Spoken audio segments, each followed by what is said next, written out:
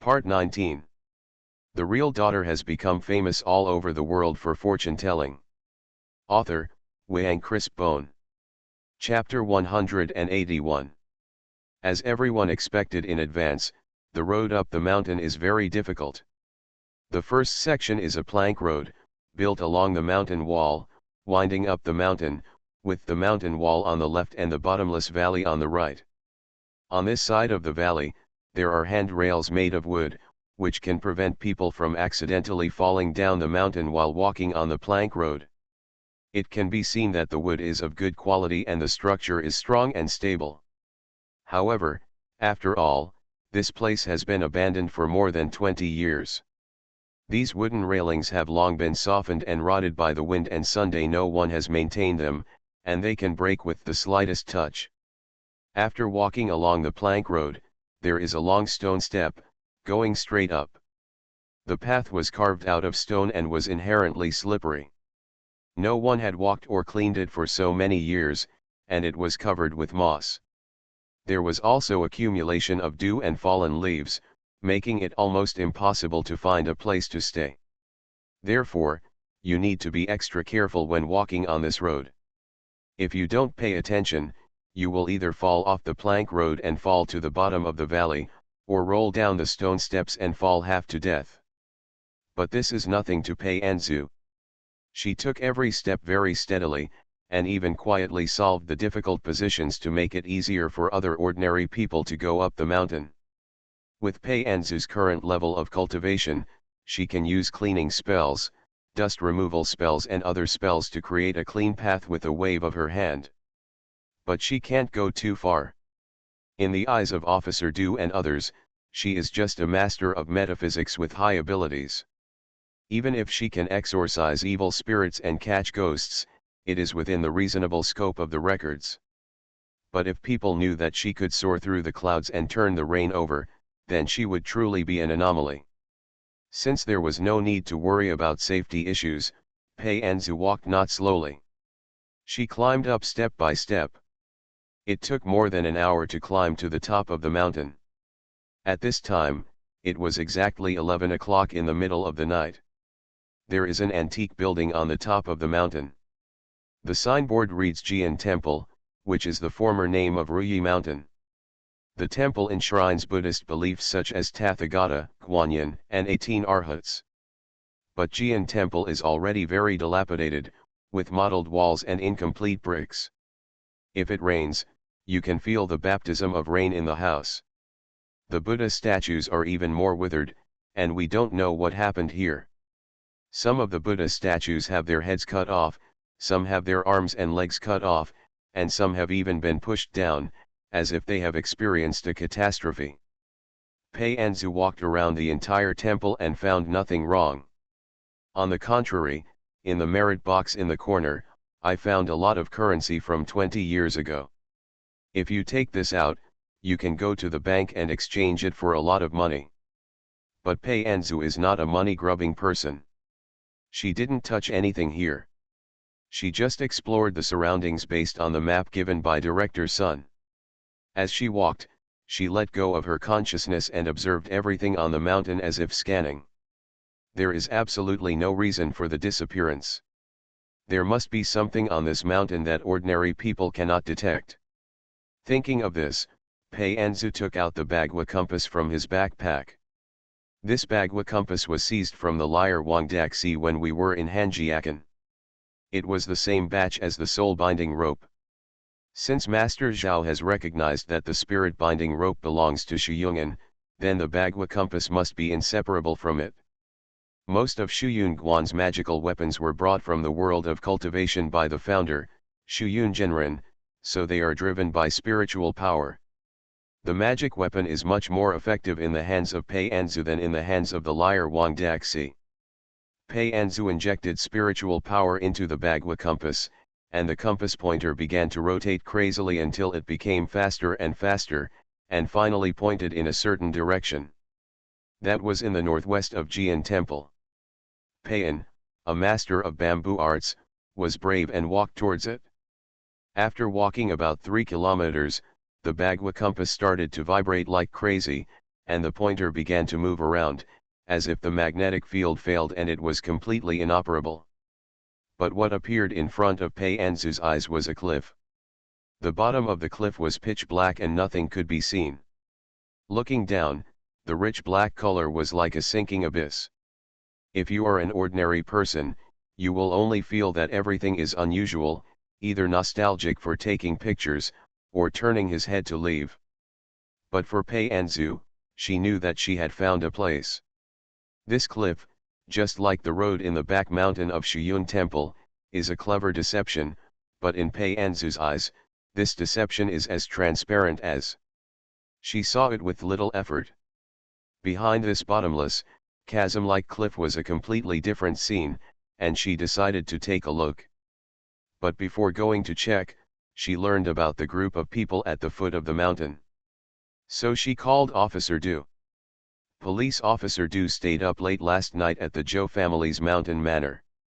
He went to bed very early tonight. When he was woken up by the phone, his thoughts were still a little slow. But as soon as I saw the caller ID, I immediately became energetic. Master Pei, is something okay? I found something on Ruyi Mountain and I plan to go take a look. Pei Anzu said, the plan we made before has been cancelled.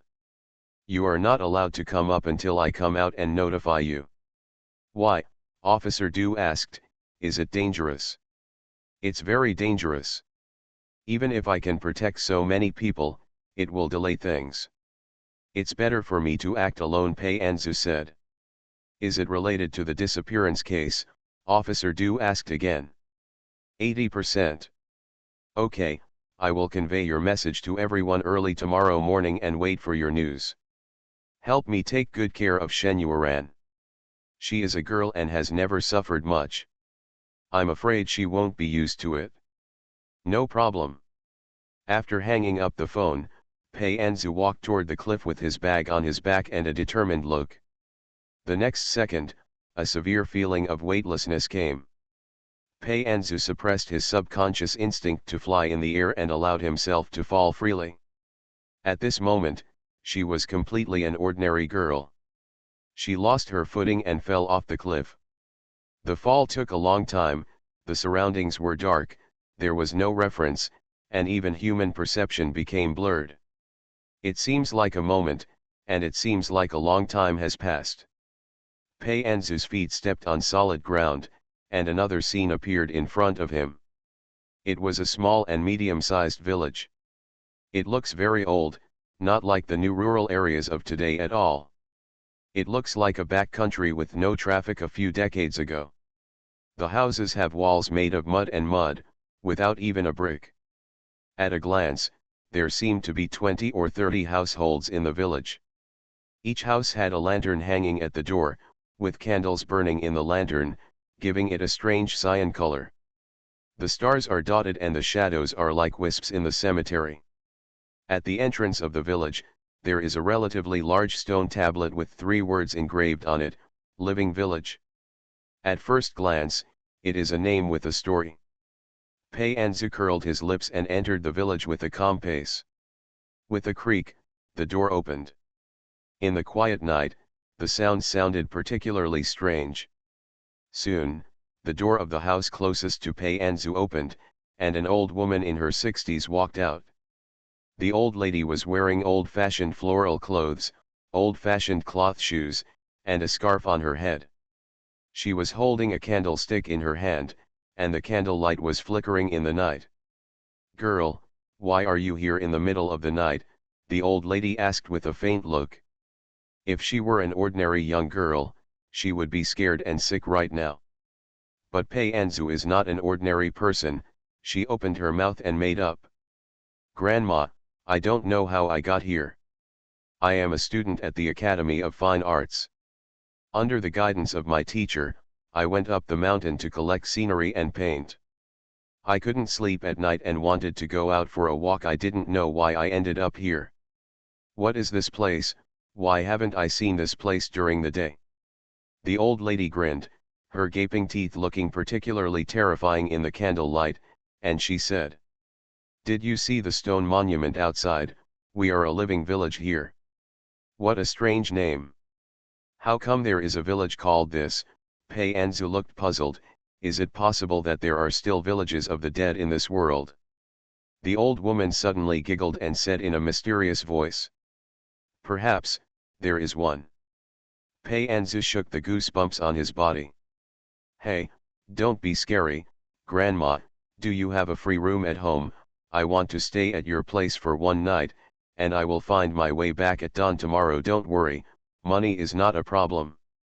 The smile on the old woman's face widened. Come in with me. Then, the old lady took Pei Anzu to an empty room. This room had not been occupied for an unknown period of time. There was dust everywhere and the beams were covered with spider webs. The old lady took out a quilt from the cabinet and threw it on the bed. The heavy object fell down, causing the dust on the bed to fly up a few inches. Pei Anzu. She really sacrificed a lot in order to solve this broken village. The mountains are poor and the place is broken, so you have to make do with it, the old lady said. Anyway, it's just for this night. After saying this, the old lady lit an oil lamp in the room with the candlestick in her hand, then turned around and went out, closing the door for Pei Anzu. The door was closed, leaving only the oil lamp in the room burning with a faint light. Pei Anzu stood there quietly. She knew that the old woman had not gone far and was even standing at the door listening to the noise. She smiled slightly, glanced at the candlestick, walked to the bed, shook off the quilt, and lay down. The dirty environment made her feel uncomfortable all over. She could also use spells or talismans to let herself sleep peacefully, but in order not to alert the snake, she still did nothing. The oil lamp burned little by little, and an indescribable smell gradually filled the air.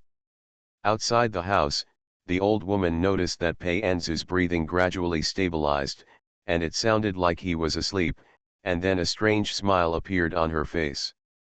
She held the candlestick and walked away tremblingly, muttering. The last one. Pei Anzu was not actually asleep. Even though she was lying down, she was still practicing. The exercises were running through her meridians, and the spiritual power was washing over her dantian. Although the aura of the outside world is not as rich as that on Fengjia Mountain, she never slacks off, accumulating little things into something, and her cultivation level can grow slowly. While practicing, she released her spiritual consciousness and observed the situation in this living village. Time passed by 1 minute and 1 second, and it was dawn. The oil lamp in the room had not been burned out yet.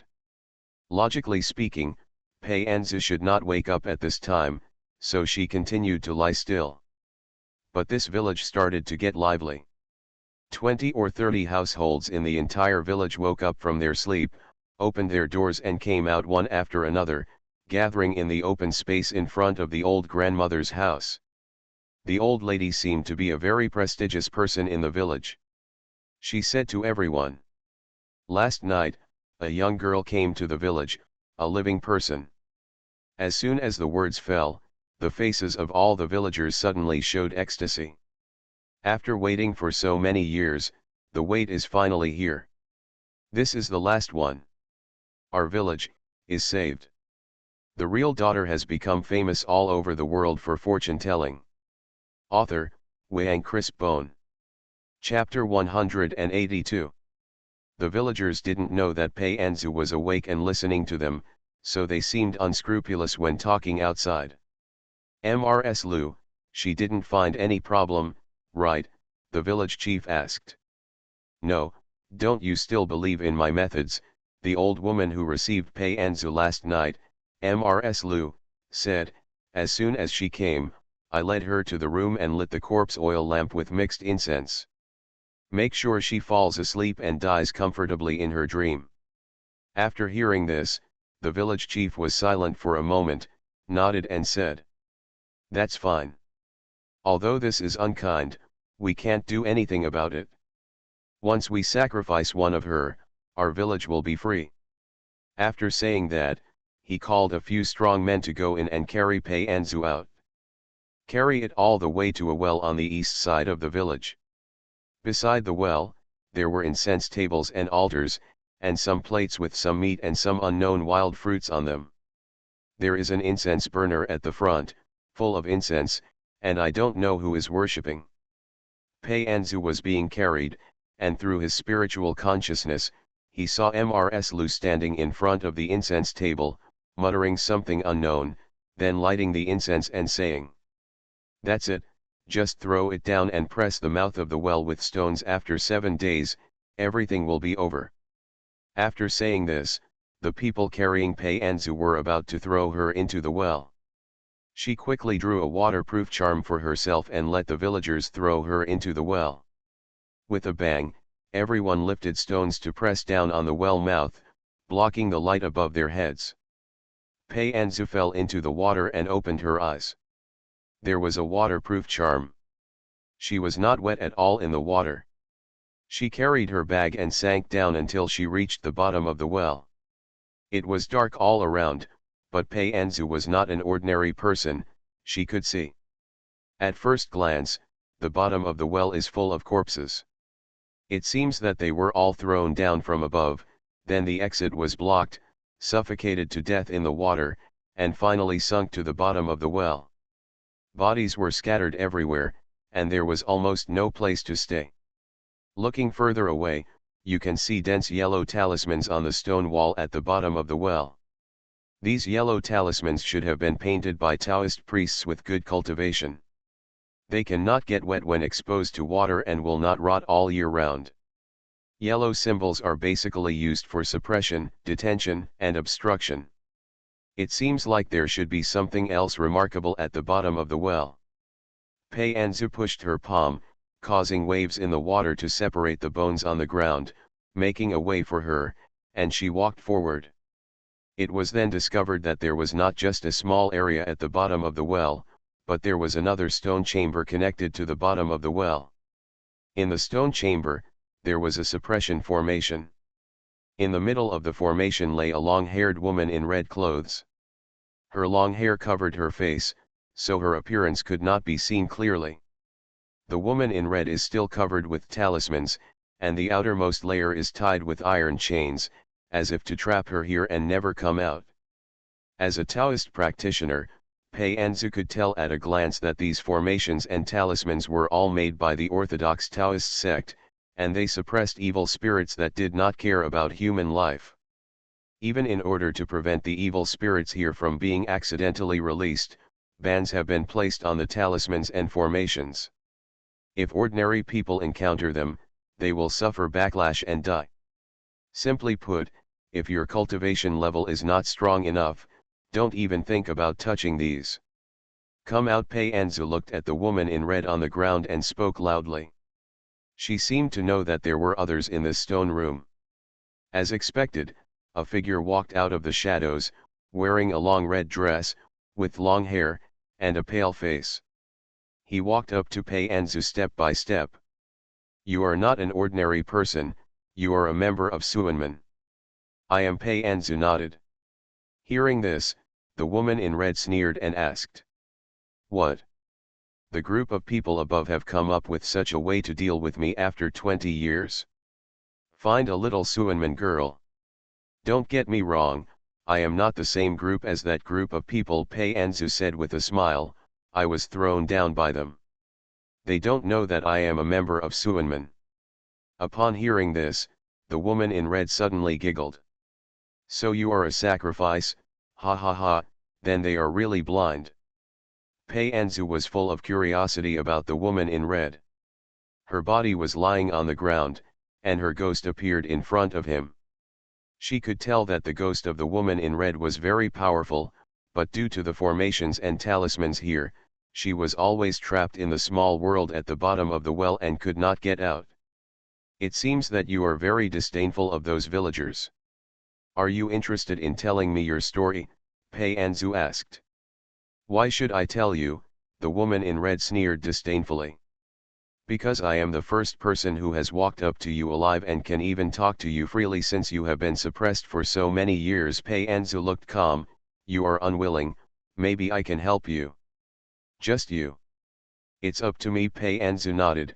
then waved his hand and unveiled a talisman on the corpse's forehead. The light movements seemed like she was not uncovering a forbidden talisman that would kill anyone who touched it, but took a sip of water. The woman in red's face changed and her voice trembled. "You can uncover those talismans, and you can let me out. It's not impossible, it just depends on whether your story can impress me," Pei Anzu said. "You should know that people in Suanmen kill demons and protect the common people, and you are not of my race. If you don't have reasonable for this reason, not only will I not let you go, but I will kill you." The woman in red, oh no, to be precise, the female ghost in red, looked at Pei Anzu intently for a long time. A complicated expression flashed across her face. There is anger, excitement, and sadness, and eventually it turns into strong hatred. "Okay, you have to listen, and I will tell you how despicable, shameless, bloodthirsty, and cruel the people you protect are." Pei Anzu found a random place to sit down beside the formation and listen to the story. The village above was not originally called a living village. The original name is unknown, but according to the story of the female ghost in red, before the living village, the village was called Liukan. It's not because every household in this village has the surname Lu, but because many years ago, the village believed in Lucien. Lucien, also known as Snake Fairy, is a kind of family fairy just like the Shen family's little fox. It is said that the ancestors of this village accidentally rescued a white python when they were out hunting. The white python was 300 years old and had already developed spiritual intelligence. After being rescued, the white python repaid his kindness and became the family fairy, the Liuxian. Later, the village encountered several natural disasters. Either there is a drought and no rain, resulting in no grain harvest, or continuous heavy rains wash away the earth and rocks in the back mountains, causing mudslides to the village. But because of Lucien's presence, the village was saved and the villagers' lives were safe. The villagers were so shocked by Lucien's supernatural powers that they renamed the village Lu Village in order to better worship Lucien, and the villagers here also spontaneously changed their surname to Lu. This kind of worship to family immortals is passed down from generation to generation. In other words, this village is a village with its own beliefs and a strong belief in metaphysics. Under the constraints of Lucien, the villagers, no matter how ignorant they are wholeheartedly doing good. But as time passed, Lucien's lifespan came to an end. No matter how powerful and capable it is, as a demon cultivator with enlightened spiritual intelligence, if it cannot find the opportunity to transform, there will be no hope of advancement and one day it will eventually perish. Lucien picked a suitable moment to inform the villagers that his end was approaching, and then left the village. Before leaving, he also warned the villagers to continue to do good deeds. The villagers had always followed Lucien's instructions, not daring to take a step beyond the realm of possibility, and could only live a peaceful life. But one day, a Taoist priest came to the village, and everything changed. Although this Taoist priest came from an orthodox Taoist sect, he was very greedy. He noticed that there had been Lucien's atmosphere in this village, so he lived here and wanted to find out where Lucien was. The Liuxian who has opened up his spiritual wisdom is a great treasure. If the willow fairy is alive and can be subdued, the Taoist priest will have an extra helper. Even if the willow fairy is really dead, its skin and teeth can be used. The Taoist priest said to the villagers at that time, "The willow immortal is a gift from God. It lives in your village and with your worship and belief, it should have become an immortal. But the feng shui of your village is not good, and it has been consuming Lucien's power to protect you. It was you who killed Lucien, not only unable to become an immortal, but also dying prematurely. But Pandeo has a way to bring Lucien back to life and continue to protect you. The premise is that you have to find Lucien's bones." Under the deception of the Taoist priests, the villagers stopped doing farm work and planting crops. They carried hoes and shovels and went all over the mountains and fields in search of Liuxian's bones.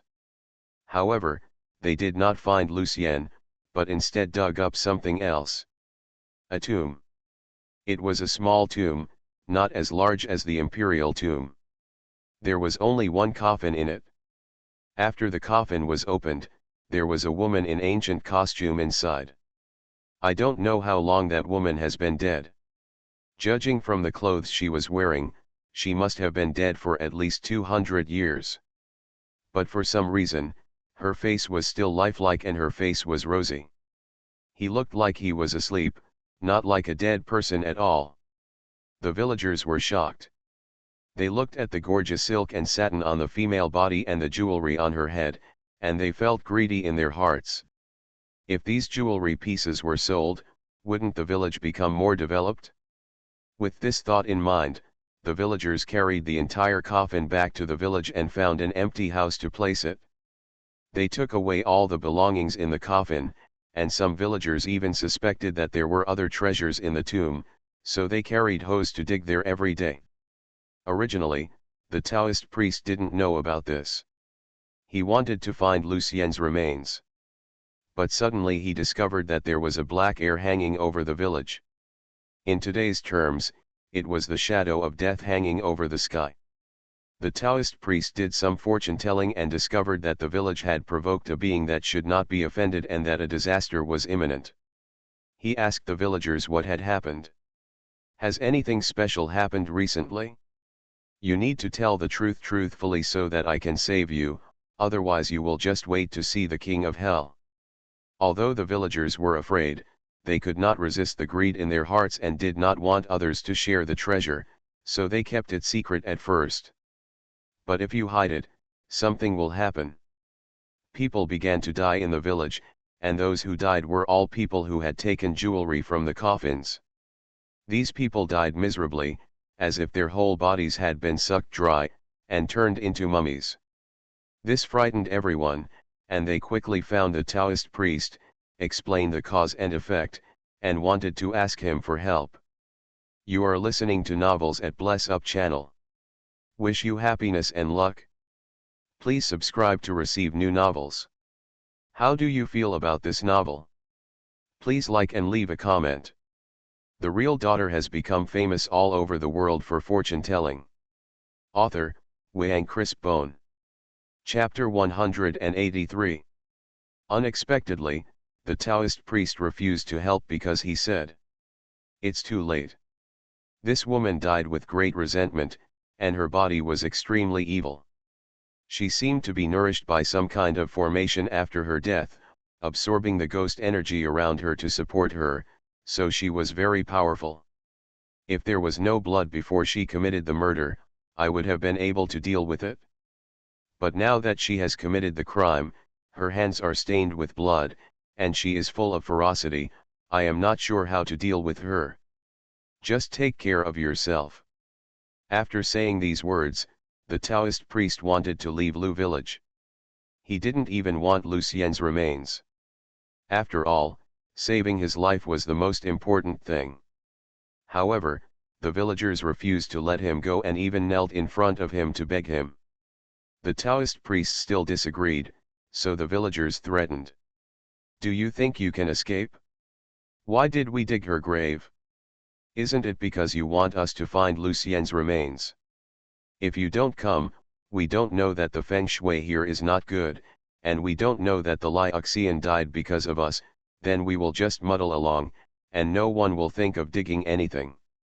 But you are here, and you asked us to find the remains of Liuxian. We dug her grave by mistake and offended her. Do you think you, the chief culprit, can survive?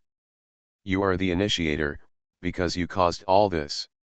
Even if that female corpse kills us all, she won't let you go. The villagers are originally very ignorant, but when they face life-threatening danger, they can also burst out with huge potential. This is probably the most threatening thing they have said. After hearing these words, the Taoist priest sighed and accepted his fate. He decided to stay and find a solution. It was not because he was frightened by the villagers, but because people in Suanmen value cause and effect the most. The cause of the discovery of the female body was indeed his greed. He was the cause of this incident, and it was fitting that he should be the one to bring about the outcome. Otherwise, even if he escapes, If this female corpse harms more people in the future, all of this karmic debt will be placed on his head. Only by completely solving this matter can he sit back and relax. Looking at the villagers kneeling in front of him, he became determined and thought of a way. Transferring cause and effect and deceiving the way of heaven. You all get up, give me some time, I will think of a solution. Before I figure out a way, I will give you some talismans to protect you. As long as you don't go to the morgue, the female corpse can't hurt you. This Taoist priest is really capable, otherwise he would not have gone into the mountains alone, and even wanted to conquer Lucien. So his talisman is useful, at least it will not be a problem to protect these villagers overnight. After getting the amulet, no one died in the village that night. The villagers were more convinced of the Taoist priests. In order to survive, they regarded the Taoist priests as life-saving straw, almost to the point of obeying his words. After one night, the Taoist priest summoned all the villagers and said that he had come up with a solution. This method is very dangerous and may bring you some troubles. It is your choice whether to implement it or not. I can only say that if you do what I say, no matter what happens in the future, at least you can survive now, but if you are not willing, then everyone will wait to die together. Taoist, please tell me directly, what is the solution? The village chief asked. The Taoist priest pondered for a moment and began to tell the villagers about the female corpse. This female corpse died unjustly hundreds of years ago. She was unwilling to accept it, so she had a lingering resentment in her heart.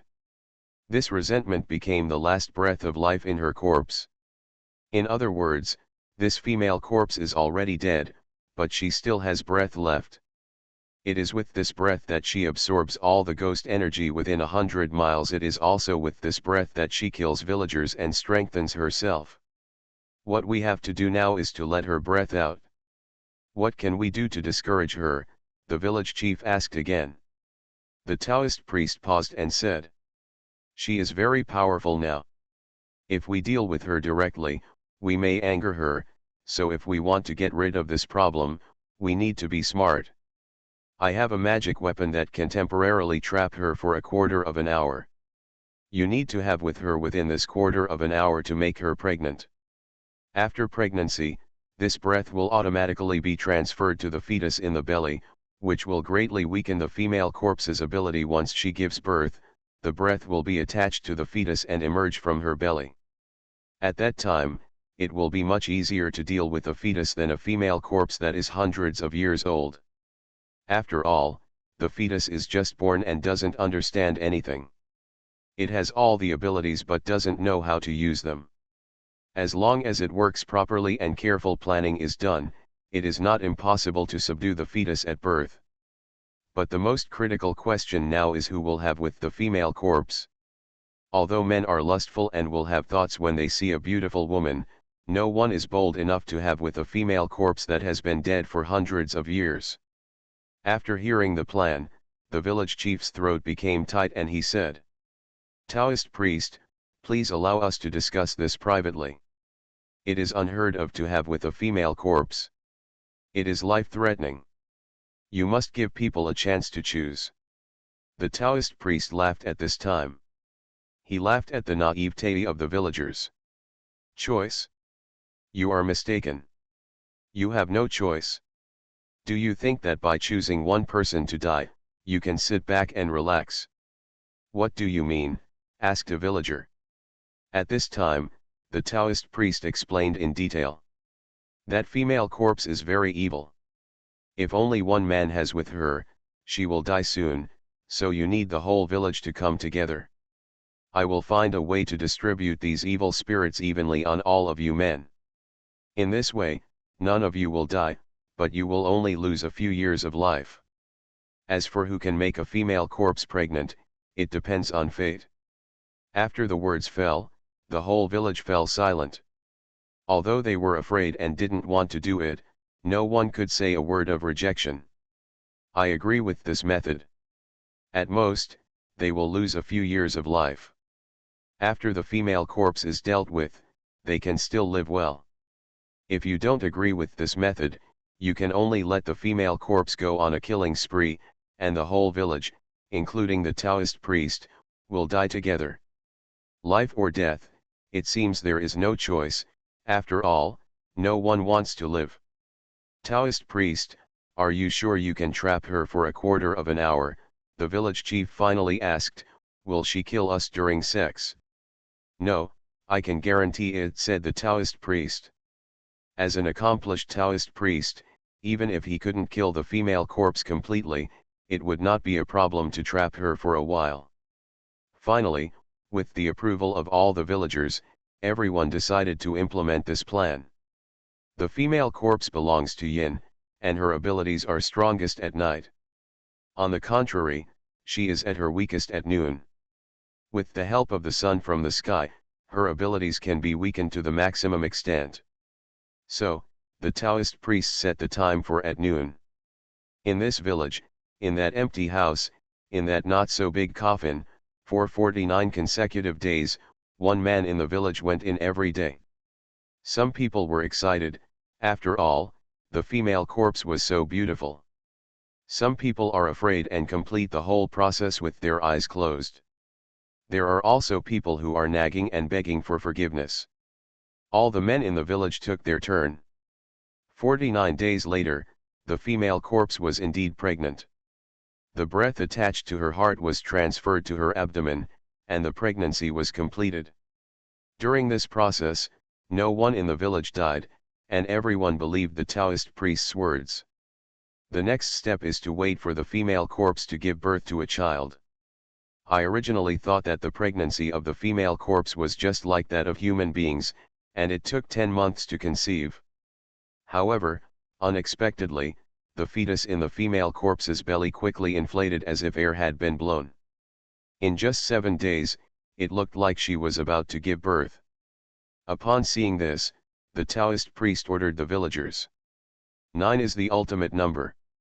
This female corpse will give birth on the 9th day. You prepare the stable mother and birth tools. I will set up a formation. When the fetus is born, she will immediately bring it to me. The villagers are getting ready in full swing.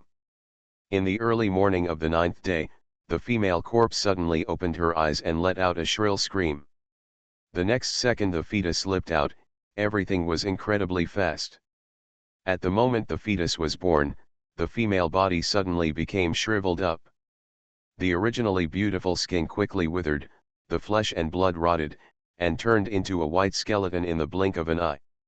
When the Taoist priest saw this, he breathed a sigh of relief and said, "Okay, the breath from the female corpse has been completely transferred to the fetus. Without this breath, she would not be able to maintain her body and would no longer have strong abilities." After hearing this, the villagers also relaxed one after another. The village chief asked, "What should we do now? Kill the fetus?" "You cannot kill it," the Taoist priest said. "This fetus is the offspring of you and the female corpse. It is related to you by blood and cause and effect. If you kill it rashly, this blood debt will come back to you. What should we do? Are we going to raise her?" The village chief panicked. The Taoist priest shook his head and said, "That's not necessary, you can't kill her, but you can seal her. You follow my instructions and dig a well and build a stone chamber at the bottom of the well. I will place formations and talismans inside to seal the fetus at the bottom of the well. As long as she lives, you will live, and the village will continue to pass on. Then, we don't need to worry about her. She is sealed at the bottom of the well, won't she drown?" "Don't we need to eat?" a villager asked. "Don't treat her as a normal human being. She was born from a female corpse," the Taoist priest said coldly. "Her food is fresh flesh and blood and human life. Do you give it to her? Without these, she would be lying at the bottom of the well with her instinctively. If you feed yourself with the yin energy and resentment in the world, you will not die." After hearing the Taoist priest's words, the villagers took action and dug the well at the head of the village. The Taoist priest made many arrangements at the bottom of the well, including formations, talismans, and iron ropes. He spent almost all his life's learning and all his cultivation to trap the fetus at the bottom of the well. When his cultivation is exhausted, the Taoist priest will grow old in an instant, but he is not afraid. As long as he has one life left, he will have a chance to practice again. At this point, everything is over. The female corpse has been completely eliminated and no more villagers will be killed. The gold, silver, and jewelry dug out of her grave can also be sold to support the family. The fetus was trapped at the bottom of a well by a Taoist priest and could never come out. The villagers no longer had to worry. Liukan escaped, and the village chief asked again. So, Taoist priest, can Lucien come back? You said before that you could help us resurrect Lucien, but now, the real daughter has become famous all over the world for fortune-telling. Author, Wang Crisp Bone. Chapter 184. After hearing the village chief's words, a flash of ridicule flashed in the Taoist's eyes. People are so greedy. For example, he himself and these people in the village are all the same. Because he was greedy and wanted to get the remains of Lucien, he lied and deceived the villagers to help search for it. As a result, he accidentally dug up the grave of the female body. Out of greed, the villagers dug up the grave and concealed it, misappropriated the jewelry and property of the female corpse, and even brought the female corpse back, causing a massacre in the village. It was all caused by greed, and he has already paid the price for it. But these villagers are not satisfied yet. It is not enough to deal with the female corpse. They even want Lucien to come back. Don't say Lucien is dead. Even if Lucien is alive, he will not come back after seeing such a sinful village. But the Taoist priest did not say this. He only said lightly, "My cultivation has been exhausted and I have no ability to help you. You guys should stop looking for Lucien. If you dig out anything unclean again, I won't be able to help you." The villagers are a little disappointed, but now it is the best result. At least not many people died and everyone is still alive. When the Taoist priest saw this, he spoke again. "You should find a place to dispose of the female body. The matter has been resolved and it's time for me to leave." After saying this, the Taoist priest left the village, and this time, no one stopped him. But what the villagers didn't know was that the cause and effect of releasing the female corpse and causing the murder had been transferred to these villagers by the Taoist priests. Even if there is any problem with the fetus in the future, it will not affect him, it will only come back to bite the villagers. Why? Because the fetus is the offspring of the female corpse and the villagers. Although Taoism attaches great importance to cause and effect, this cause and effect can also be light or heavy. The cause and effect of blood relationship is far greater than the cause and effect of Taoist priests digging up female corpses out of greed. With the blood and karma of the villagers at the forefront, even if the fetus does something sinful, heaven will not punish the Taoist priest. On the contrary, it will even spare the Taoist priest. After all, the main responsibility for the whole thing does not lie with the Taoist priests. In fact, the Taoist priest worked hard to seal this abnormal fetus and exhausted his cultivation. In the face of this merit, his initial greed can actually be ignored. The Taoist priest got rid of the cause and effect and left in a big way. He still had a lot of time to find a way to restore his cultivation. The villagers survived from the hands of the female corpse, and their hearts were immediately relieved.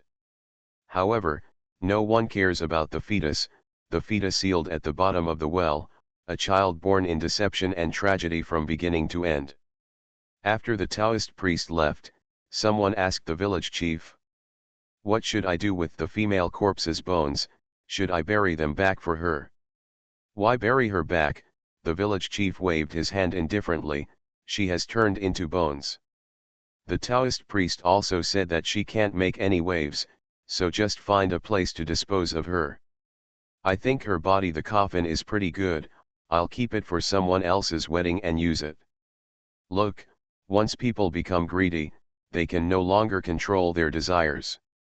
Even though they had just narrowly escaped death, they were still trying to figure out the coffin for the female body. It was hopeless. But the villagers did not object.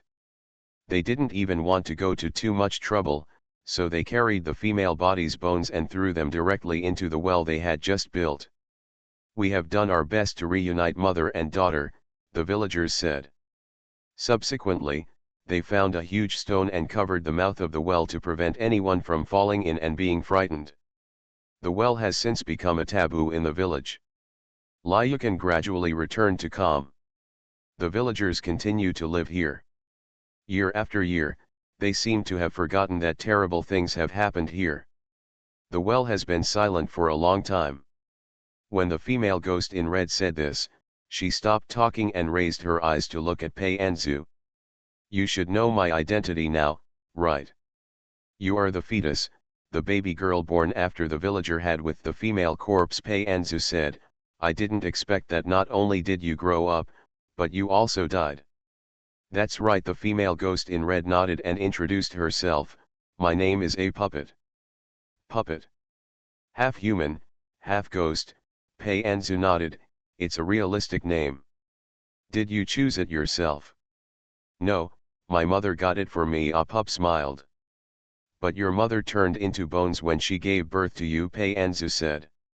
"I have to thank those ignorant villagers. They threw my mother's bones to the bottom of the well, so that I can get my mother's memory and inheritance."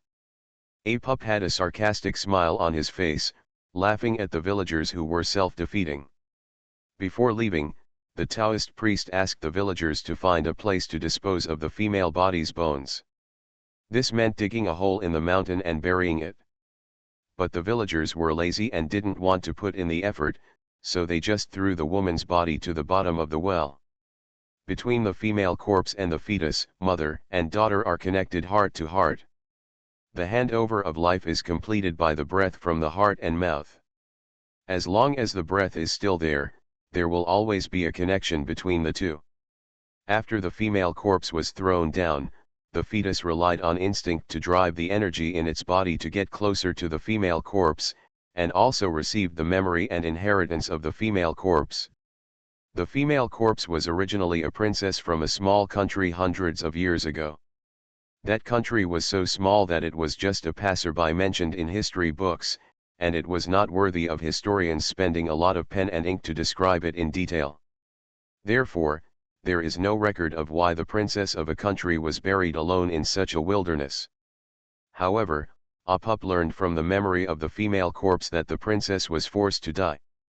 The story is very cliché, and it can be summed up in just 2 words.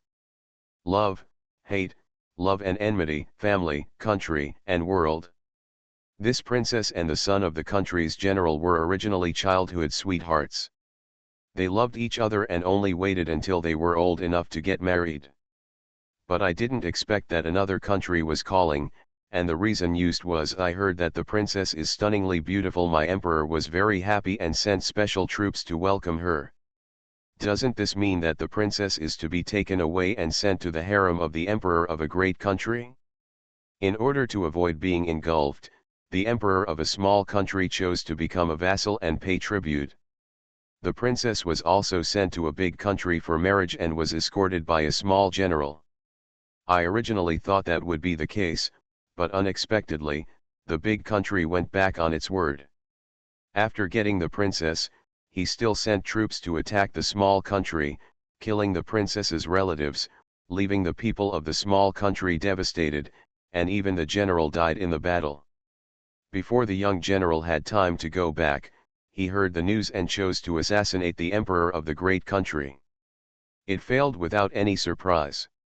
In order to kill a chicken to scare the monkeys, the young general was sentenced to death and had his body chopped up with 3,000 knives, even in front of the princess. Overnight, the princess's country was ruined, her family was ruined, and her lover died. She was filled with hatred. No one knows that the royal family of that small country has mastered a powerful secret technique. Once this secret technique is successfully used, it can fulfill the user's wish. But if you want to use the secret technique, the conditions are very harsh. First of all, the performer needs to be a woman and a virgin. Secondly, the preliminary preparations require 99 and 81 days. Every day, the woman must take out the heart blood and make offerings with the blood of the woman in the 9 yin months and yin days of the yin year. Finally, at the moment when the spell is successful, commit suicide and state your wish before death. So the princess found a way to escape from the palace. It took 10 years to find a qualified woman and started the secret technique. After the secret technique was successful, she drank poison and died, making a wish before her death. Let the big country that destroyed her country continue to have natural and man-made disasters from now on. Let the royal descendants of that country, regardless of male or female, be riddled with diseases and destined to die early. Since then, the world has happened according to the princess's curse. The princess herself was buried in a remote wilderness by her entourage. Although she could not be buried in the imperial mausoleum, she was still given the best treatment. The finest golden nan coffin, gorgeous clothes, and precious jewelry were used as burial companions. In this way, the princess was buried. But no one knows that this secret technique actually has a sequelae. The performer will not really die.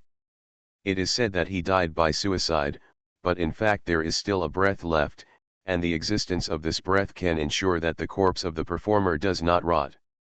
In the following years, this breath can also allow the caster to absorb power from elsewhere, including all kinds of yin and evil spirits not limited to the world, to strengthen himself. As long as the caster has enough strength, he can wake up again and become a human again. But even the royal family where the princess belongs is not clear about this matter, because the secret technique has been passed down and has become incomplete, and no one has even succeeded in it for so many years.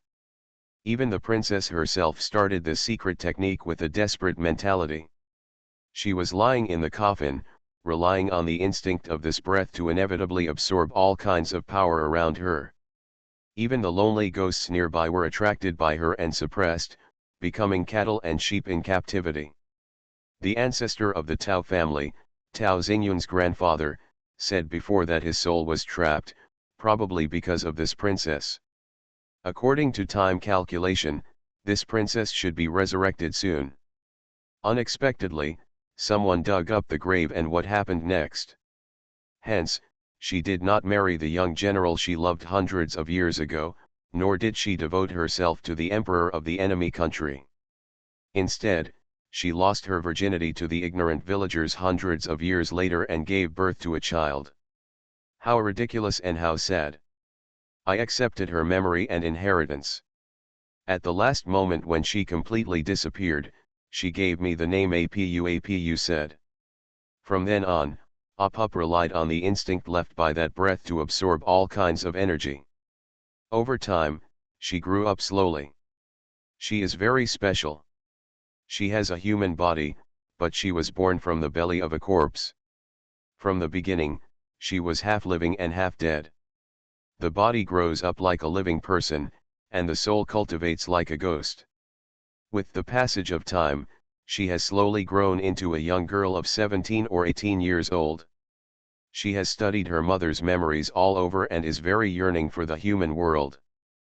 But she can't get out, so she can only be trapped here. If it were just like this, and the bottom of the well and the village did not interfere with each other, then nothing would happen later, and Pei Anzu would not have followed the clues to find him. The incident occurred decades ago. The villagers of Liukan continued from generation to generation. Although outsiders came and settled in the process, there was never another Taoist disciple. The specialness of this place has also been slowly forgotten. With the complete decline of Suanmen, almost no one remembers things like Taoist priests, female corpses, and fetuses at the bottom of wells. They only remembered that their ancestors had told them not to remove the stone from the well. But nothing happened for so many years, which aroused great curiosity among the villagers.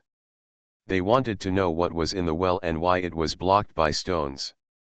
So, with the consent of the whole village, they moved away the stone. What appeared in front of them was a perfectly normal well. The water in it looked clean and clear, and when they tasted it, it was still very sweet. The real daughter has become famous all over the world for fortune-telling. Author, Wang Chris Bone. Chapter 185. How is it, someone asked the man drinking water. This water is clear and sweet, cold and quenches thirst. It is very good, the drinker said. I don't understand why a good well must be sealed up so that everyone can have a taste. So the villagers fetched a bucket of water from the well and drank from it one by one, without exception. Everyone drank the water and thought it was good. The village chief at the time said, I think there's nothing wrong with this water, it just so happens that we don't need to dig another well in our village, so we can just use this one, it will be convenient for the villagers in the future. Hearing this, the villagers cheered. From that day on, the villagers in Lu village all depended on the water from this well, and they did not think there was any reason why their ancestors had to seal the well. About a month after the villagers drank the well water, someone in the village died suddenly. The man who died was the first man to drink the water. He was famous in the village for his good health and strength, was very strong, and had no illness or disaster, but he died suddenly. More importantly, he died in a miserable state, with his face turning blue and black, bleeding from all his orifices, and his eyes wide open, as if he had seen something weird and terrifying and died of fright. Liuchan has been peaceful for so many years, and this is the first time such a strange thing has happened. This is incredible. Everyone in the village was terrified and even speculated on how he died. Before everyone could discuss the reason, the second person also died. The order of death was the same as the order in which they drank water. Those who drank too much died in a terrible way, while those who drank too little died barely alive. Someone noticed this pattern and set their sights on this well. This is a well full of resentment and evil spirits. The fundamental purpose of its creation is to suppress the fetus, not to benefit the villagers. This well water is indeed sweet. But over the past 100 years, the fetus has gradually grown, and the strength of the dead half of the body has increased. The well water has long been polluted and full of death. Every drop of water is intestinal poison to humans. Every time you take a sip, you will be eroded by resentment and evil spirits, and the life will be slowly devoured by the dead air, until finally, you will die. But the people in Liuchan don't know all this. They felt that the person who tied the bell must be tied to untie the bell. Since the problem might occur in the well, they sent someone to the well to see if there was any toxic substance at the bottom of the well. The village selected 3 people who were brave, in good health and good at holding their breath underwater. After preparing everything, they tied ropes around their waists and went to the bottom of the well one by one. There were technological products decades ago. Although the village did not have electricity yet, there were flashlights that could illuminate things. The 3 of them were not completely unable to see at the bottom of the well. Then, they saw a very strange picture. The wall is covered with yellow talismans, thick iron chains, a tightly chained woman, and a white skeleton not far away. Everything looks so weird and scary. How could this happen? Is she dead or alive? Lucia, one of the 3, gestured and asked. We'll find out if we go and see. Lu Yi swallowed nervously and cautiously approached the woman in the center of the formation. The other 2 people followed him and finally came to the woman. This woman is Apu. She has been sealed at the bottom of a well for hundreds of years. Without eating or drinking, she has grown from a baby into a young girl by absorbing the evil spirit of resentment and practicing cultivation. She looks very similar to her princess mother, but because she has not seen the sun all year round, her face has a trace of bloodless paleness. A red dress wrapped around her beautiful body, lying quietly on the ground, she was both pure and charming. And this red dress was taken off the princess's mother's body. The princess was buried in it and was thrown to the bottom of the well by the villagers. Lu Yi carefully knelt down and reached out to touch Apup, only to find that her body was warm and soft, a real human body. Although I don't understand why she is locked here, she looks no different from a human being. In that era, the war was just over and there was famine again. Not only did not have enough to eat, but there were many rural men who could not find a wife. So, greed and came to mind at this moment. These three people didn't want to let the woman go, so they didn't touch the talismans. Instead, they took off Agu's clothes and took possession of her just like the villagers did to her mother hundreds of years ago. Apup only knows how to absorb power, but he doesn't know how to release power to protect himself. The memory she inherited from the princess did not describe how to use this power freely. She wanted to resist, but was locked and unable to move. The tragedy that happened to the princess was repeated to Apup. For a time, the memory of the princess's mother overlapped with her own memory. She couldn't even tell who she was, but she only knew that there was a strong hatred in her heart. That is the mother's hatred, and it is also her own hatred. This hatred gave her an epiphany.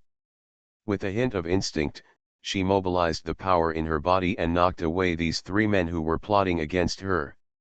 They hit the stone wall at the bottom of the well, vomited blood, and were seriously injured. The key lies in this blood. You must know that Apup is the descendant of those villagers and the female corpse hundreds of years ago. These three people are also the descendants of those villagers. In total, Apup is related to them by blood. The blood of the three of them was like delicious food, tempting Apup to devour it. Apup did as she was told, and she sucked the three people dry. Lucia and the three of them turned into human beings. They could no longer die. Their bodies floated with the water in the well and appeared in front of the people of Lu village who were waiting outside. This was more terrifying than dying from drinking well water, and the people in the village were frightened. What a sin, the village chief lamented, it's my fault. I shouldn't have let you move the rocks above, and I shouldn't have let you use the water here. God is going to destroy our willow village. A puppet at the bottom of the well heard this voice, and she began to talk to them. Do you want to live? If you want to live, just do what I say. This voice startled the people in Lyukan, but the village chief still endured his fear and asked. Who are you, what do you want us to do? Apup's voice was ethereal, coming from the bottom of the well. I am your ancestor. I have been at the bottom of the well for hundreds of years, practicing a powerful secret technique. If I practice it successfully, I can become an immortal. When the time comes, I will include your willow village under my protection, and I can even teach you how to practice and make you immortal. As long as you help me find a few people, of course. If you don't want to, then just wait for death. If you drink the water from the well, without me, you will all be dead within a month. Everyone cherishes his life, and no one wants to die. Only by following the words of the woman at the bottom of the well would they have a chance to survive. What's more, when she becomes an immortal, they can follow her and live forever. What a temptation! The greed in the people of Lyukan emerged again. You are listening to Novels at Bless Up channel. Wish you happiness and luck. Please subscribe to receive new novels. How do you feel about this novel? Please like and leave a comment. The real daughter has become famous all over the world for fortune telling. Author, Wang Crisp Bone. Chapter 186. Chapter 186 Immortality. Under Apup's temptation and driven by inner greed, the Lyukan people made a deal with Apup. Apup tried to find a way to save the lives of the villagers and prevent them from being swallowed up by the death energy of the well water. The villagers needed to feed Apup with fresh flesh and blood to make her stronger. For Apup, it was possible to practice by absorbing the resentment and evil between heaven and earth, but it was too slow after all. It took her hundreds of years, but she couldn't escape from here. However, not long ago, she sucked Lucia and the three of them dry, and it seemed as if a huge power was injected into her body, which was completely comparable to her cultivation in the past 10 or 20 years. This made her realize that this was a convenient path to practice. When her cultivation is strong enough to surpass that of the Taoist priest in the past, Maybe she can break free from the constraints, leave the bottom of the well, and live a happy life in the human world. After the two parties reached an agreement, Apup said to the villagers, "You cut your wrists, drip your blood into the well, and establish a contractual connection with me. I will control the death energy in you and prevent it from spreading." The villagers followed the instructions one after another. From then on, their lives depended on Apup. After the blood spilled, the village chief expressed his dilemma. "Senior, the current situation is not good, the war has just ended, and we have barely settled down. We don't know where to find someone for you. We live in a remote rural area where most people won't come here. What should we do?" Apup was silent for a moment and said, "It doesn't matter, as long as you go look for them, throw them all down for me." The villagers did not expect that the ancestor at the bottom of the well would be so easy to talk to.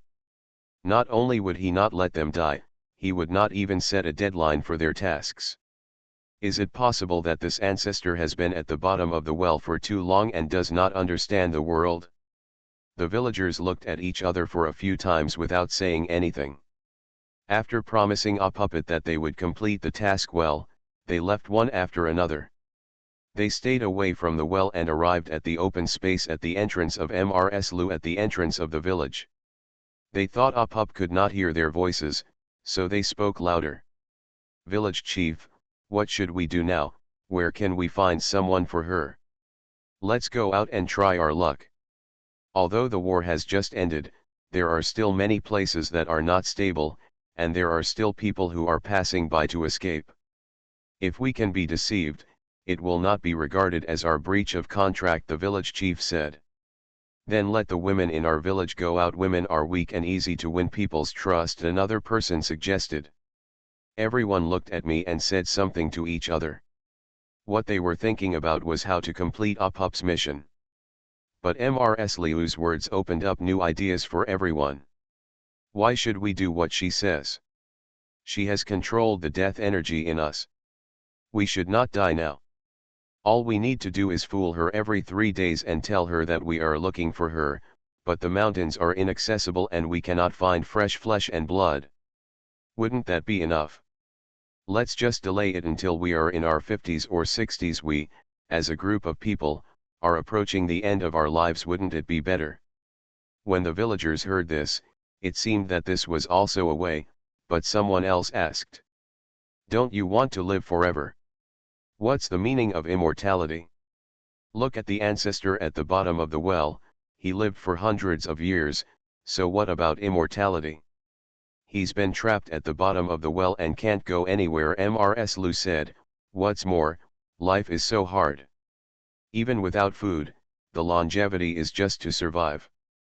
After hearing what Mrslu said, the village chief thought it was feasible, so he nodded and said, "You are right. We have experienced war and famine, and we have almost had enough in our lifetime. There is no need to continue to endure it. It is better to let nature take its course. We will drag her along, but our descendants, who have never drank from the well water, dare not give them another drink, lest they be controlled again. When all our people die, future generations will be healthy." After this time, the villagers reached a consensus. They did not go to find new flesh and blood to feed Apup as agreed, but only went to lie to her from time to time. They can't get out because of their puppets, and they don't understand the outside world, so they make up whatever they want. Apup really didn't anger them, and didn't even urge them. This created an illusion for the villagers, making them think that their plan had really succeeded. The villagers even thought that it was nothing more than cultivation and ancestors. Haven't you been deceived by them? Just when they thought they would be able to rest easy from now on, something unexpected happened. The village chief is dead. During the busy farming season, when everyone was working in the fields, the village chief collapsed in front of everyone. When people around him ran over to take a look, they found that he had no breath. The villagers did not feel angry, nor did they feel that Apu had broken his promise, because the village chief was already old. The village chief is already over 70 years old. In the era of war and famine, he was able to survive and survive, which is already very good. He is the oldest old man in the village. Calculating time, it is normal for him to die in his 70s. So, no one doubts anything. They set up a mourning hall for the village chief, held a funeral, and planned to bury him on a different day. Unexpectedly, after a night of rest, the village chief came back to life. He sat up from the coffin and looked at the villagers wearing sackcloth and mourning around him, confused. "What's going on? Who's dead? Why are you all dressed like this?" The village chief came back to life, and his words and deeds were exactly the same as those of a normal person. The villagers were not afraid of him, so they told the story of what had happened. The village chief was very surprised. He subconsciously touched his body and discovered an astonishing fact. He is indeed dead. He has no heartbeat, no breathing, and no human hunger. He is just a living dead person with a conscious soul in a shell of his life. This discovery made the villagers silent, and no one knew why this happened. But they didn't dare to ask Apup because they were the ones who deceived Apup first and failed to complete the task required by Apup. They were afraid of being blamed by Apup. In the following days, everyone in the village, like the village chief, first died and then was resurrected. The villagers who drank the water from the well turned into the living dead one by one. They achieved immortality in another sense. But at the same time, there was no new baby in the village. The villagers originally planned to break their promise to Apup so that their descendants would grow up healthy without drinking well water, but they had no descendants. The moment they drank the well water, their bodies had begun to decay, and they had long lost the ability to continue their family lineage. They would exist in this world forever. Is immortality and immortality really what they want? No, this is terrible. They have no descendants and cannot continue their bloodline. They are even afraid that one day outsiders will discover the secret and study them as monsters. They can only huddle in this ravine for many years, facing the same group of people forever and ever, suffering and despairing. What can we do about it? Go and ask Apup. My ancestor is so capable, she will have a solution, right? End of this chapter. The real daughter has become famous all over the world for fortune-telling. Author, Wang Chris Bone. Chapter 187. The village chief led people to the well again. Apup sensed their presence, but did not speak, only waiting for them to speak. After a moment of silence, the village chief finally made up his mind to tell what happened in the village. Finally, he asked, "Senior, what should we do?" "What should I do? Isn't this your own choice?" Apup's confused voice came. "You begged me to keep you alive at the beginning." When the villagers heard this, they immediately asked angrily, "Can we still be considered alive now? We have no breathing, no heartbeat, and are cold all over. We can only live within the confines of Liukan. Whenever we step out of Liukan during the day, we will be burned by the sun in the sky. We are like ghosts, and ghosts who can only come and go at night and are incompatible with normal people. We can't continue our family lineage, there will never be new life in the village, and we can't leave here and find ways to integrate into the outside world. The whole village has become a cage trapping us. How can we be considered alive like this?" Apup didn't react at all after hearing this. She just said lightly, "You have made your own choices, and I have done what I promised you. You can't want both. Could it be that everything in the world revolves around you? You, on the other hand, promised to send me new blood and flesh, but you haven't done anything yet. People like you who don't keep your word still want to ask me for help.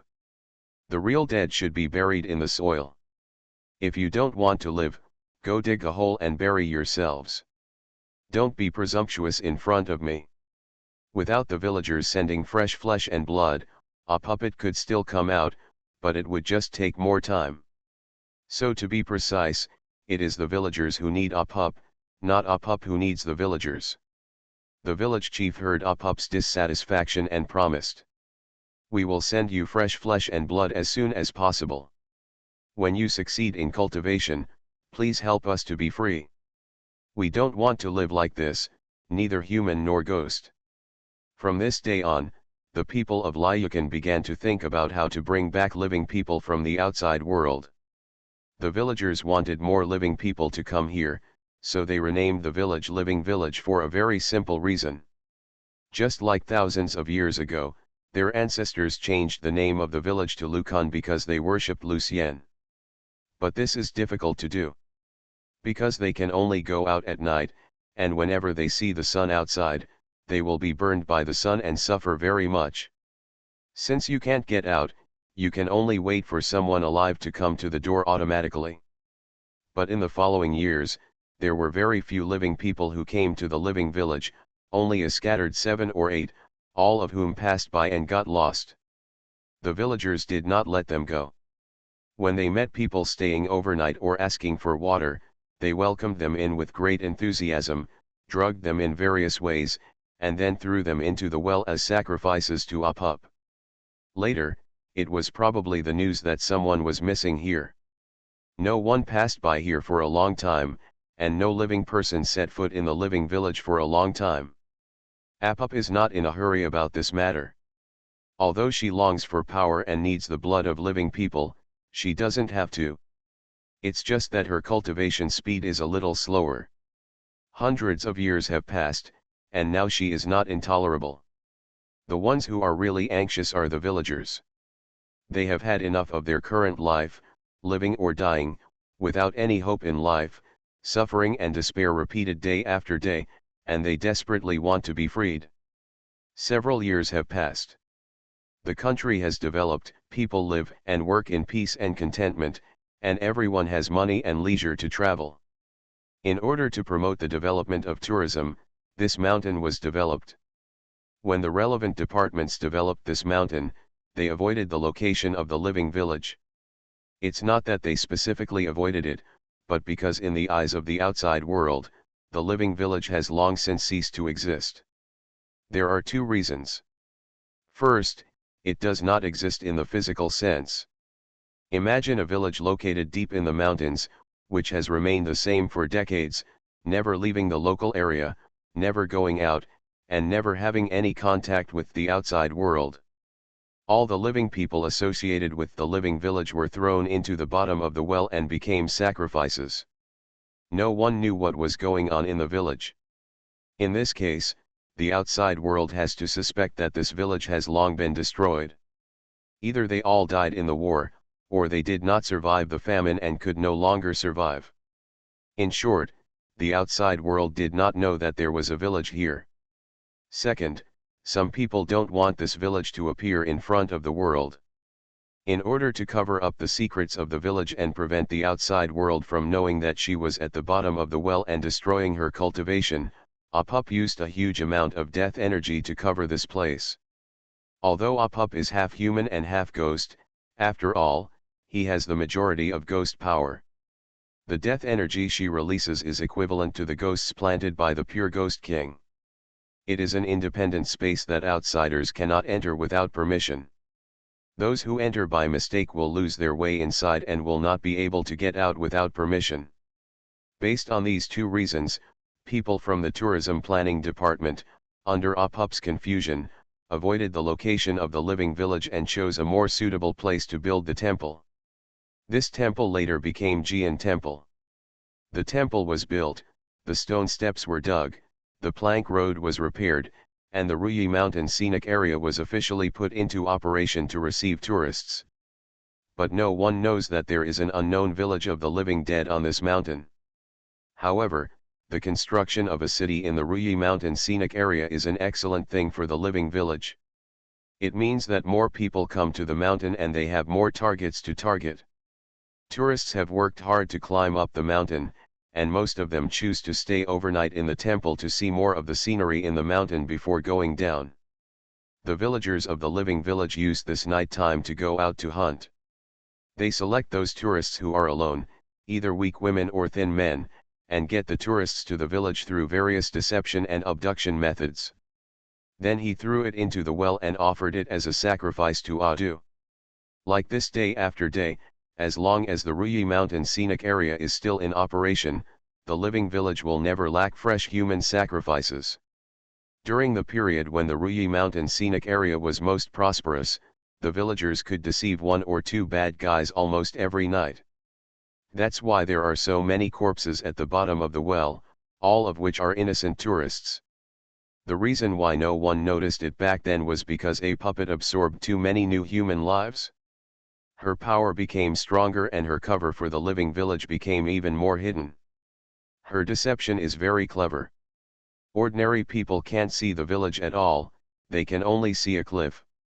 If they don't want to die, they will take the initiative to stay away from the cliff, so they won't enter the village by mistake. Only if the villagers of the living village take the initiative to bring them in, outsiders can discover the location of the village. Of course, there are not many people who have accidentally fallen off a cliff over the years. Of course, the living village will accept these people without hesitation. In this way, the villagers fulfilled their promise to APU by abducting tourists. Seeing that Apup's strength is growing step by step, there is only one person left to break through the bottleneck, successfully break away from the Taoist priest's suppression, and regain his freedom. The matter of missing tourists became a big deal, and the Ruyi Mountain Scenic Area was closed. The real daughter has become famous all over the world for fortune-telling. Author, Wang Crisp Bone. Chapter 188. In the early days when the scenic spot was closed, many police and search and rescue team members searched around Jian Temple, and it was not like no one went down the cliff at the back of the mountain. But due to Apup's intervention, no one could see the hidden village. It's not that Apup doesn't covet their flesh and blood, it's mainly because most of them travel in groups and have extraordinary skills.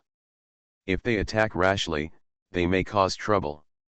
In this way, the search and rescue efforts that year yielded no results, and no one knew where the missing tourists had gone. Later on, the scenic spot became deserted.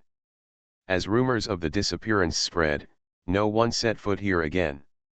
Even the relevant departments only set up offices at the foot of the mountain. Until now, Pei Anzu has stepped here alone. After finishing Apup's story, Pei Anzu looked at her for a while and then asked. Last question, you should have been sealed in the middle of the formation by the Taoist priests with your body and soul, but why did your soul leave your body? Logically speaking, APU is half human and half ghost, so she will not die easily. It seems unreasonable to say that her soul left the body after death. This is what Pei Anzu is curious about. Apup didn't hide it either and said. I am originally half human and half ghost. After cultivating to a certain level, I can decide for myself what state I want to exist in. I gave up my human body and kept my ghost soul. I originally guessed that the Taoist priests' formations and talisman sealed my body, so if I break away from my body, can I get out? But I didn't expect that the sealing formation he created back then was so powerful. It tried everything and blocked all my escape routes. The formation sealed my body, and the talismans on the stone wall outside blocked it. My soul. So, even if APU breaks away from her physical body, she cannot get out of the square bottom of the well. She can only gain freedom within a limited range. If Pei Anzu hadn't come here for the bones of Tao family ancestors, she didn't know how long she would have to wait before she could hope to see the light of day. Pei Anzu was silent for a moment and then said. Puppet, I can let you out. After hearing this, Apup's face was filled with joy. Seriously? Pei Anzu nodded and said. But after you go out, you cannot gain absolute freedom? What do you mean? Apup's face changed. Pei Anzu explained. From Willow Village to Living Village, throughout these hundreds of years, both your mother and yourself have been victims of human greed. The Taoist priests caused everything that happened later because of their greed. The villagers eventually suffered the consequences because of their greed, and you, mother and daughter, are the victims of their greed. Your mother has completely died, so I won't mention it, but even if you are a victim, it cannot change the fact that you sucked human flesh and blood and committed crimes. This is the past that cannot be changed, and it is a debt of karma, so even after I let you out, you only have two choices. First, I will send you to the underworld and suffer torture in the 18 levels of hell. After your sins are redeemed, your memory will be washed away and you will be reincarnated as a human being. Second, sign a master servant contract with me, follow me, do good deeds and meritorious deeds with me, and use meritorious deeds to wash away your sins, but only if you listen to me. A puppet, I can understand your despair of being sealed here for hundreds of years without doing anything. I also know that the first time you drank human flesh and blood was because those men violated you and inspired the ferocity in your body. Not your intention. I know better that the reason why you are eager to increase your strength is to escape from this cage, so I don't think you will be willing to go to the underworld to atone for your sins. Because this is just going from one cage to another. Then, staying with me is your best choice. I will restrain you and discipline you, while also allowing you a certain degree of freedom. You can go and see if the world today is the same as what you saw in your mother's memories. You can go out to taste delicious food and see all kinds of things in the world. I think these are all things you have wanted to do, right? Apup lowered her head, not knowing what she was thinking. After a while, she nodded, yes, I just want to go out and be free. As long as you can help me get out, I am willing to sign a contract with you. From now on, I will be at your disposal, and you will be the only one who obeys your orders. Pei Anzu smiled slowly, and she quickly signed a master-servant contract with Apup. This is a blood contract certified by the law of heaven. Once it is violated, it will be struck by thunder from the sky. For a being like Apu, thunder from the sky is the biggest nemesis. So, Pei Anzu is not afraid of her breaking the contract. After the contract was signed, Pei Anzu quickly issued the first order. Remove the blinders you have deployed around the living village and let this village return to the world. I have some friends who will come up to liquidate the crimes of the living village. Okay, Apup responded, then closed his eyes and slowly breathed all the deathly air that permeated the village into his body. As the dead air around them gradually thinned out, the outline of the village began to emerge. The villagers of the living village were the first to notice the changes in their surroundings. They saw that the originally gray sky above the village had changed from the turbidity of the past to become clean and clear. The sunlight, which was originally blocked by the air of death, projected from the sky and shone on them. A severe burning sensation hit them. Their bodies, which should have died long ago, were corroded by the sun and the pain was bone-shattering. The air was filled with a putrid smell. They panicked. What's going on? How did our bodies become like this? Isn't even the village safe now? Is the ancestor from the bottom of the well about to come out? We have given her the last sacrifice, what else does she want? The sound from the ground reached the bottom of the well without any concealment, and a sarcastic smile appeared on Apup's face. Look, this is humankind, human beings with two ends, superficial and duplicitous. In the past, when they learned that they were about to die, they desperately begged me to help them save their lives. Later, when they learned that they could only live as neither humans nor ghosts, they begged me to free them. But now, when it comes time for them to be liberated, they are not willing to do so. Fear, and nostalgia for the world, but without the courage and calmness to die calmly, this is greed. This village is rotten from the ground up. Their greed has never changed. It's a pity that the Liuxian who used to protect this village is not worth it. Pei Anzu didn't respond to this question. After Apup had absorbed all the death energy, she spoke. You wait at the bottom of the well, and I will let you out after I resolve the matters above. Then don't forget it. Apup looked nervous. Even though she has lived for hundreds of years, she is just a child who grew up trapped here. She wants to be free, but she is also worried that Pei Anzu will never come back. Don't worry, Pei Anzu smiled at her. Then, she walked directly below the mouth of the well and performed a water control technique. Soon the bottom of the well changed, and the well water appeared like a whirlpool under her feet. Soon, the vortex gradually rose, sending Pei Anzu to the ground. The villagers in the living village looked at the scene in shock. The sacrifices that they had originally thrown away now appeared in front of them in good condition. You are listening to Novels at Bless Up channel. Wish you happiness and luck. Please subscribe to receive new novels. How do you feel about this novel? Please like and leave a comment. The real daughter has become famous all over the world for fortune-telling. Author, Wang Chris Bone. Chapter 189. Chapter 189 Rotten Corpses and Bones. A breath of fear spread among the villagers. Everyone was silent for a long time, and Mrs. Liu, who had previously received Pei Anzu, pointed at her and asked, "You, how are you okay?" "I'm fine, are you surprised?" Pei Anzu looked coldly. "If you use the lives of innocent people to sacrifice, you are not afraid of going to after death." After saying this, Pei Anzu ignored them and turned around and walked towards the entrance of the village. While walking, she called Officer Du and informed him to take people up the mountain. "It's best to bring more people and body bags, because you'll have to carry a lot of people out later." "I know, I'll be here right away," Officer Du responded. After hanging up the phone, he immediately gathered all the people from all sides, including the Tao family, the search and rescue team, and the extraordinary bureau operation team, and asked everyone to bring their equipment and head towards Ruyi Mountain.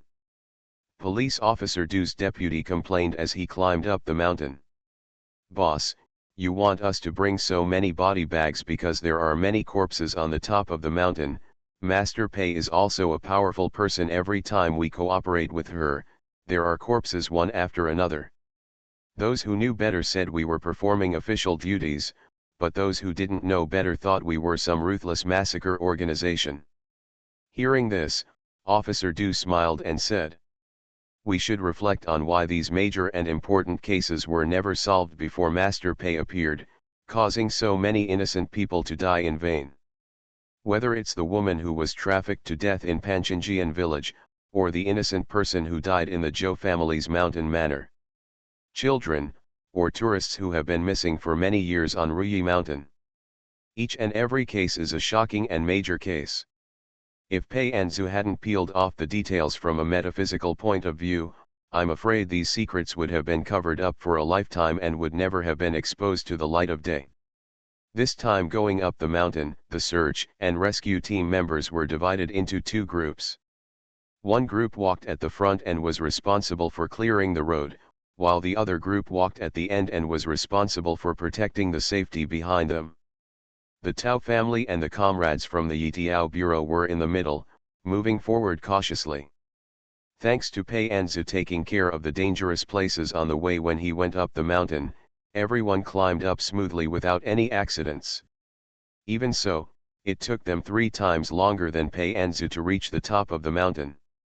The dilapidated Jian temple appeared in front of everyone, and Pei Anzu himself stood at the gate of the temple, waiting quietly. Police Officer Du stepped forward and asked, "What's going on this mountain? Why are there so many corpses?" Pei Anzu did not explain, but directly threw a recording pen to Officer Du and said, "This is the cause and effect of the whole thing, including the disappearance case that shocked the country that year. Take it back and listen to it slowly. As for now, we are going to collect the bodies." After saying that, Pei Anzu took everyone to the cliff at the back of Jian Temple. Everyone stood there and looked down, only to find that this was not a cliff at all, but a 5-story ridge. There is a small village under Kangxia. It looks very dilapidated, as if it was a product of the 1940s and 1950s. "This." Someone from the Irregularity Bureau said in shock, "How can there be a village here? When the disappearance case occurred 20 years ago, I was still at the grassroots level, and I also came to search and rescue, but I didn't see any village at all."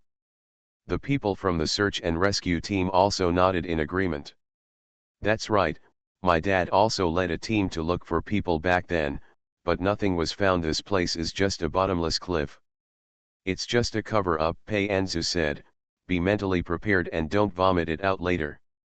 As soon as he finished speaking, Pei Anzu took the lead and jumped down from the hurdle. With her skills, she didn't need to use other tools at all. As for the people behind her, they were fully equipped, and it was just a matter of climbing down a 5-story building, which was very easy. Soon everyone came to the living village again. Pei Anzu led everyone all the way to the well. He saw the villagers still standing there, seeming to be arguing about something. After listening carefully, he discovered that they planned to send people down to the well to find out the truth. But before they could discuss the matter, Pei Anzu came with his people. For a time, the villagers felt like they were facing a powerful enemy. Pei Anzu had warned everyone before, and everyone knew that there was a problem in the village, so after seeing the villagers, they did not rush up to talk to them.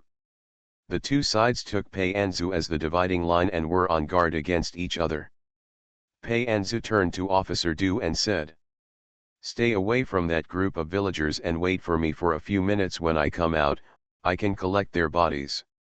After saying this, Pei Anzu jumped into the well again. The water-avoiding talisman and the water-bending art all went into battle. She appeared in front of Up again and said, "Get ready, I'm going to take you out. Once you get out, the formations here will no longer exist, and nothing can trap you. At that time, you will be free." After saying that, Pei Anzu began to break the formation. Although this formation was exquisite, it was nothing more than child's play to her. She quickly found the formation's eye, and when a blasting talisman went down, the formation's eye was blown to pieces. The next second, the formation was broken. A pup's soul entered her body, broke free from the chains that bound her, stood up slowly, and tried to leave the range of the formation. Over the past few hundred years, whenever she tried to escape, the formation would emit a strong golden light to restrain her, making her unable to move even half a step. But this time, she came out successfully. At the moment he found out that he was free, Apu cried with joy. Those symbols outside. The talismans restrain the soul. Now that you have a human body, those talismans can't do anything to you, Pei Anzu said. Come out with me. It's time to take back the life-extending energy you left in the villagers.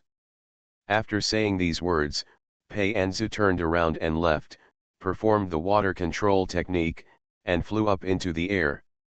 Behind her, a figure dressed in red gracefully rushed toward the wellhead without hesitation.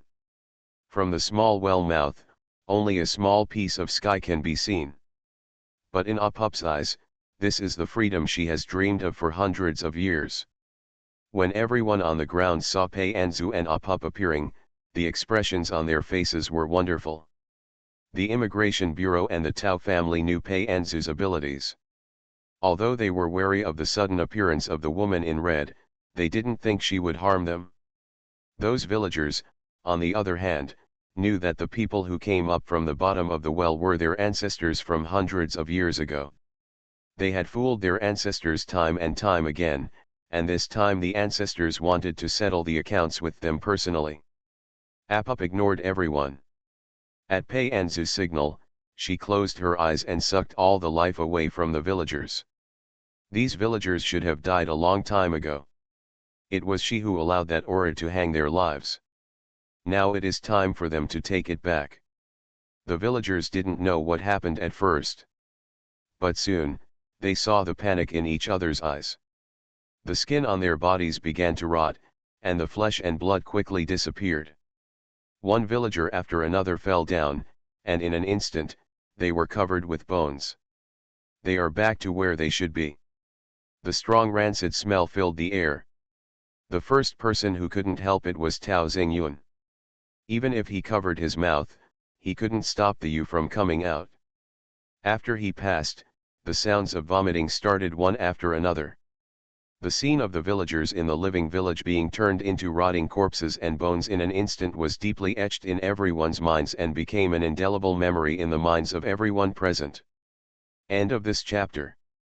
The real daughter has become famous all over the world for fortune-telling. Author, Wang Chris Bone. Chapter 190. Chapter 190 Corpse Collectors and Corpse Diggers.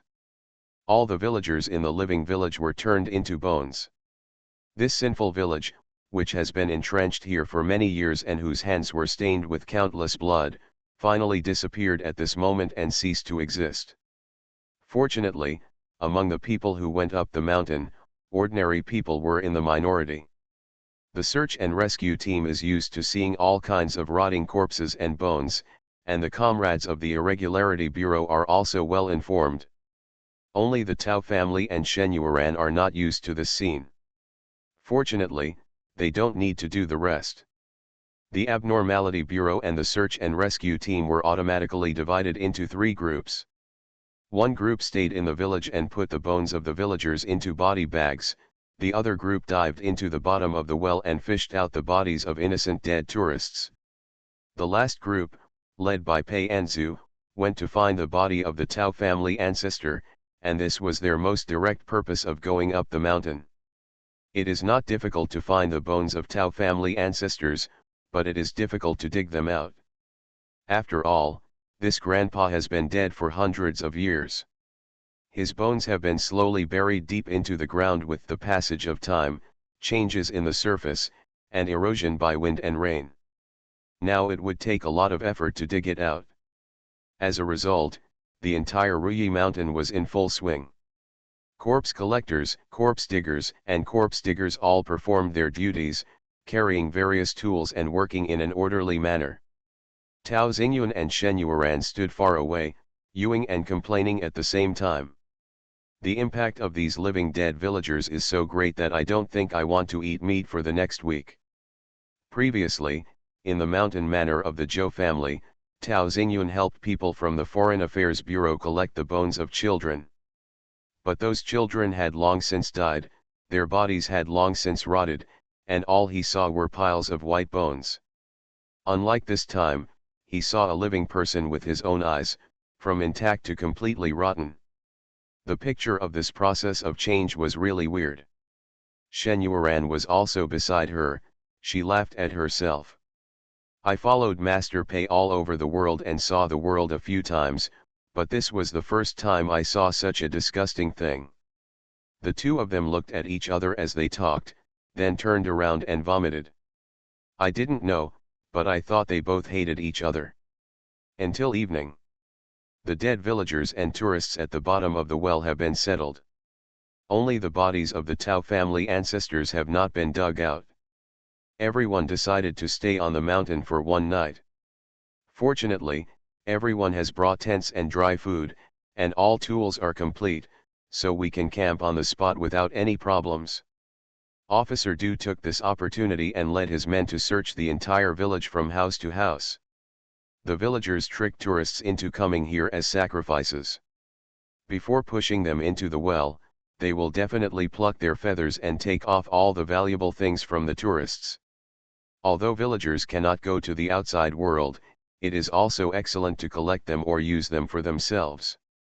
As expected, Officer Du and the others found a lot of things left behind by tourists who disappeared 20 years ago, including watches, wallets, various jewelry, and banknotes issued in that era. These things will be returned to the family members of the deceased along with the bones at the bottom of the well. The search and rescue team worked hard all night and finally dug out the body of Grandpa Tao. After Pei Anzu's confirmation, everyone breathed a sigh of relief. However, the Tao family felt a little depressed because there were only half of the bones of their ancestors. The skeleton was incomplete, with a left arm and a right leg missing. Tao Wangshan knelt down, kowtowed and cried. It's because we arrived too late, and because our descendants are unfilial, our ancestors have to suffer these things, and they can't even be buried in peace with all their beards and tails. Seeing that the Tao family seemed to be kneeling down and crying, Pei Anzu couldn't help it. Perhaps your Tao family's family history records are incomplete. It's not that your ancestor couldn't preserve his bones after his death. He was originally buried with this half of his body. In that war-torn era, your grandfather was considered a man. He was injured while going up the mountain to suppress bandits and lost an arm and a leg. After the words fell, Tao Wangshan's crying became quieter, and he finally felt comforted. Now, the bones of the ancestors of the Tao family have been found, and the things that need to be done have been completed. Everyone rested for a few hours, and made sure that their bodies and spirits were almost recovered before getting up and going down the mountain. They say it is easier to go up a mountain than to go down. The ancients do not deceive me. When going up the mountain, although the road was not easy to walk, Pei Anzu checked it out in advance and everyone did not find it difficult. However, when going down the mountain, everyone had to carry the body. This is a big project that requires a lot of manpower, and it is very inconvenient to see the road clearly while carrying the body, and it is easy to slip and fall. After careful consideration, Officer Du decided to bring people to stay. You take the bones of the ancestors of the Tao family down the mountain first, and we will stay behind and wait for others to help transport the bodies. Everyone agreed with this decision. There is no need to carry all the corpses down the mountain at once, so the search and rescue team only need to the bones of the Tao family ancestors, which is much easier. Pei Anzu and Shen Yueran went down the mountain with the search and rescue team together with the Tao family. In the follow-up things on Ruyi Mountain, the police officer Du and their uncharacteristic bureau did not need to worry about Pei Anzu, so she returned to Pingcheng with the Tao family. Returning to the Tao family's ancestral grave, she helped the Tao family rebury the bones of their ancestors and restore the feng shui that had been damaged by the excavation of the grave. After doing all this, Pei Anzu can be considered successful and retire. Before leaving, Tao Wangshan handed over a bank card and said to Pei Anzu sincerely, "Kingzu Immortal Lord, I really want to thank you. This time you have to travel a lot with us, and you have to deal with so many living dead in the living village alone. It's really hard. These are the wishes of our Tao family. I hope you won't refuse and just make friends." Tao Wangshan was originally a fan of Pei Anzu's live broadcast. Now that he has witnessed Pei Anzu's magical powers with his own eyes, he is naturally full of energy and wants to make friends with her. After all, for such a powerful person, there may be times when he asks for help from her in the future. Pei Anzu did not refuse and accepted the money. Her fortune-telling, divination, exorcism and ghost hunting are all based on cause and effect. In the mortal world, the easiest way to resolve cause and effect is to give money. Your Tao family is a family that has accumulated virtues and good deeds for hundreds of years. I hope you will remember the teachings of your ancestors and never forget your original intention. As long as you persist, the Tao family will prosper from generation to generation, Pei Anzu finally warned. Master, don't worry, Tao Wangshan nodded. Finally, the Tao family sent Pei Anzu and Shen Yueran away together. Before leaving, Tao Xingyun exchanged contact information with them. After all, we are all of the same age and have common topics with each other. There may be more opportunities to communicate with each other in the future. After leaving Dajiakan, Pei Anzu's commissions for this trip were all completed. Sitting in the car, Shen Yueran hugged the little fox and asked, "Anzu, where are we going now?" "Back to Yunchinj," Pei Anzu said. "We have been out for long enough. If we don't go back, the Feng family may ask questions. I don't want to cause trouble. What's more, we have to go to the headquarters of the Abnormality Bureau." "What are you going there for?" Shen Yueran wondered. "I took in a half-human, half-ghost helper in the living village, called a puppet. She is an anomaly in this world. She needs to go to the Abnormality Bureau to register." "You should go too, because you have a little fox," Pei Anzu explained. With end of this chapter.